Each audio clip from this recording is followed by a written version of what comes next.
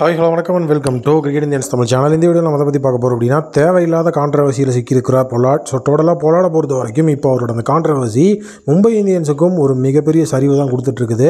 So என்ன நடந்தது அப்படின்னு பார்த்தீங்கன்னா, நம்மளுடைய எம்ஐ கேப்டவுன் ஜோபர்க் சூப்பர் கிங்ஸுக்கு எகெயின்ஸ்டா நேற்று ஒரு மேட்ச் நடந்தது சவுத் ஆஃப்ரிக்கா T20 லீக்கில். ஸோ அந்த மேட்ச்சில் நம்மளுடைய பொலாட் ஒரு மிகப்பெரிய விஷயத்தை பண்ணி இப்போ கான்ட்ரவர்சியில் சிக்கியிருக்கிறார். அது என்ன அப்படிங்கிறத பார்க்க போகிறோம்.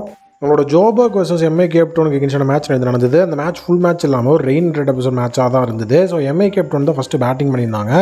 ஸோ டோட்டலாக எம்ஐ கேப்டவுன் 8 ஓவர்ஸ் வேறு லெவலில் பேட்டிங் பண்ணி 80 ரன்ஸை ஸ்கோர் பண்ணியிருந்தாங்க. ஸோ மழை குறுக்கிட்டதால அதை அப்படியே முடிச்சுட்டு டிஎல்எஸ் மெத்தடில் நம்மளுடைய ஜோபர்க் சூப்பர் கிங்ஸுக்கு நீங்களும் 8 ஓவர்ஸில் 98 ரன்ஸை ஸ்கோர் பண்ணால் வின்னுன்னு சொல்லி டார்கெட்டை செட் பண்ணியிருந்தாங்க.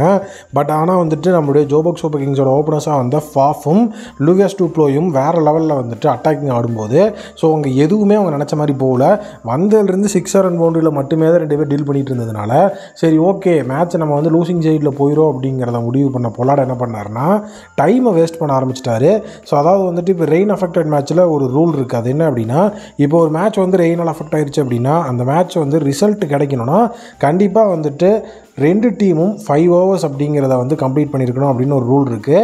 ஸோ இந்த ரூல் அடிப்படையில் பார்த்தீங்கன்னா எம்ஐ கேப்டவுன் அவங்க 8 ஓவர்ஸ் பேட்டிங் ஆடிட்டாங்க. ஸோ அதனால் ஜோபர்க் 5 ஓவர்ஸ் கம்ப்ளீட் பண்ணால் அந்த மேட்ச்சுக்கு ரிசல்ட் கிடைக்கும். ஸோ மேட்சோட ரிசல்ட் கிடைக்கலன்னா நோ ரிசல்ட்டுன்னு கொடுத்துருவாங்க. ஸோ அதை பயன்படுத்திட்ட பொலாட் என்ன பண்ணார்னா 5 ஓவர்ஸ் கம்ப்ளீட் பண்ணக்கூடாது அப்படிங்கிறதுக்காக டைமை வேஸ்ட் பண்ண ஆரம்பித்தார். டோட்டலாக பவுலிங் போட போகிற நம்மளுடைய பவுலர்ஸ் ரபாடாலாம் அவரோட பவுலிங்கை ஸ்டார்ட் பண்ணதுக்கப்புறம் ஃபீல்டிங் மாற்ற போகிறேன்னு சொல்லி சைகை காமிச்சிட்டு இருந்தது. சாம் கரனையும் அதே மாதிரிலாம் பண்ணிகிட்டு இருந்தார். இதை பார்த்துட்டு இருந்த ஃபாஃப் டு பிளஸர்ஸ் கடுப்பாகி அம்பையர் கிட்ட கம்ப்ளைண்ட் பண்ணிட்டார், என்ன இந்த மாதிரிலாம் பண்ணிகிட்டு இருக்கிறாங்க அப்படின்னு. ஏன்னா 4th ஓவரில் தான் இந்த ஸ்ட்ராட்டஜி அவர் ஆரம்பித்தார். 4th ஓவர் ரபாடா போட்டார், 5th ஓவர் சாம் கரன் போட்டாங்க. இந்த 2 ஓவரில் தான் பார்த்தீங்க அப்படின்னா இந்த மாதிரி டைம் வேஸ்ட் சினாரியோ அப்படிங்கிறது நடந்தது.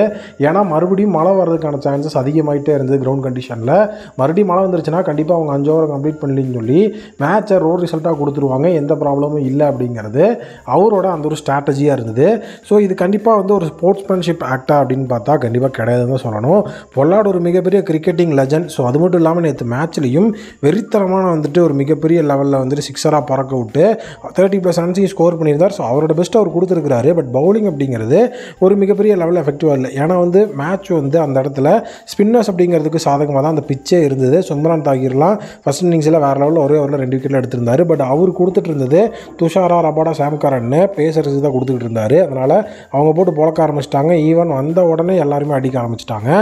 ஸோ இதை பார்த்துட்டே இருந்த எம்ஐ ஃபேன்ஸே பொலாட் இப்போ மும்பை இந்தியன்ஸ் டீமோட கோச்சாக இருக்கிறாரு. ஏற்கனவே ஹர்திக் பாண்டியா, ரோஹித் சர்மாங்கிற இஷ்யூவில் எம்ஐயோட ஃபாலோவர்ஸ் எல்லாம் குறைஞ்சி போயிட்டாங்க. இந்த மாதிரி ஸ்போர்ட்ஸ்மேன்ஷிப் ஆக்ட்லாம் இல்லாமல் எங்கேயாவது ஒரு இடத்துல மும்பை இந்தியன்ஸ் ஏதாவது ஒரு இடத்துல மாட்டினாங்கன்னா கண்டிப்பாக மறுபடியும் அவங்கள வச்சு செய்கிறதுக்கு எல்லாரும் நம்மளை வச்சு செய்கிறதுக்கு ரெடியாக தான் இருக்கிறாங்க. ஸோ அதனால் பொலாடுக்கு கண்டிப்பாக ஒரு வார்னிங் அப்படிங்கிறத கொடுக்கணும். ஸோ இதை ஃபாஃப் டு பிளஸர்ஸ் கம்ப்ளைண்ட் பண்ணியிருக்கிறார் சவுத் ஆஃப்ரிக்கா கிரிக்கெட் லீக் கிட்ட. ஸோ அந்த அஃபீஷியல்ஸ் இதுக்கு ஆக்ஷன் எடுக்கணும் அப்படின்னா கண்டிப்பாக ஒரு மேட்ச் அவரை பேன் பண்ணுவாங்கன்னு கூட இப்போ ரிப்போர்ட் சஜஸ்ட் ஆகிட்டு இருக்குது. ஸோ இந்த தேவையில்லாத விஷயத்துக்கு கண்டிப்பாக இந்த மாதிரியான ஸ்ட்ராட்டஜியில் பயன்படுத்தியிருக்க தேவையில்லை. ஏன்னா பெஸ்ட் டீம் வேறு லெவலில் வின் பண்ண போகிறாங்க.